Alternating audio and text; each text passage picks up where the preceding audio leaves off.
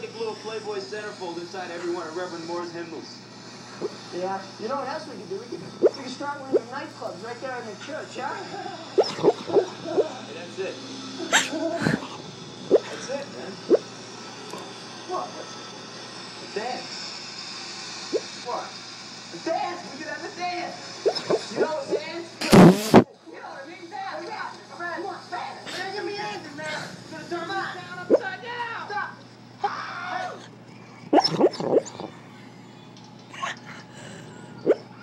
You know, I was down in Denver last year for about a week, Bible convention. And the whole time I was there, people would come up to me and ask me, Reverend, how can you live so far away?